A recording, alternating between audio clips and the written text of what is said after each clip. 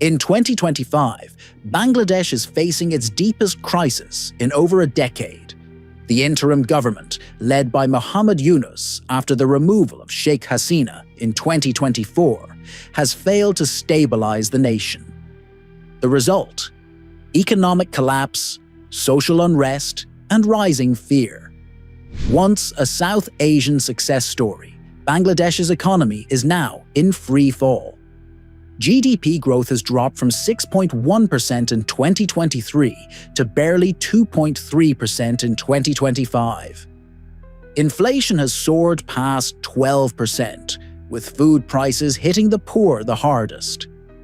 Foreign reserves have fallen from $33 billion to just $14.5 billion, raising fears of national bankruptcy.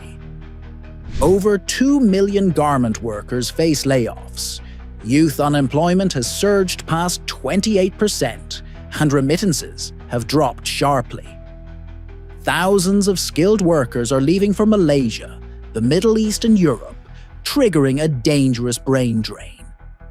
Law and order have collapsed. In just 6 months, police recorded nearly 2,000 murders, a 26% rise from last year. Mob justice has spiraled out of control.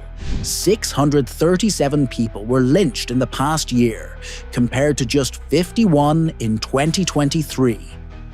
Citizens now fear both criminals and the state. Each month, an average of 43 corpses are pulled from rivers, many never identified. Bangladesh is sliding into lawlessness. Religious minorities are under attack.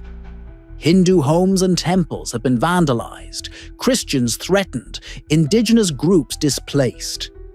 At least 40 extremist-led attacks were recorded in the first half of 2025 alone.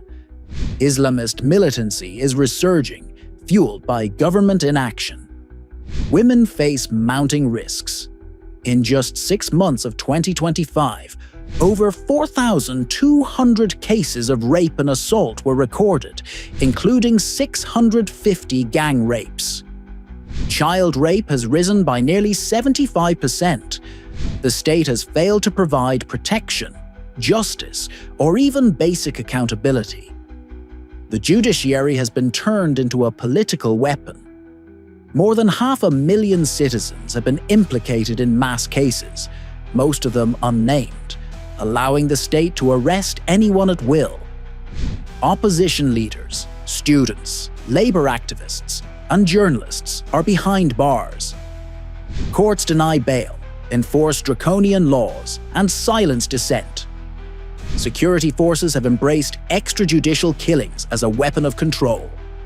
Since mid-2024, more than 650 people have been killed in so-called crossfire operations.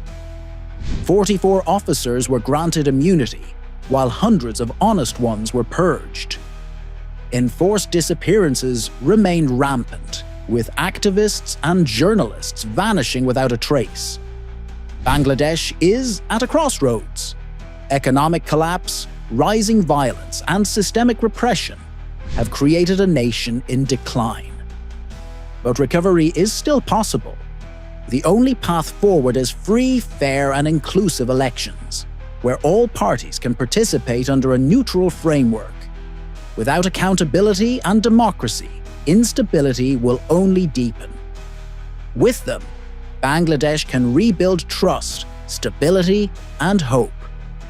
Bangladesh's future depends on justice, democracy, and the will of its people.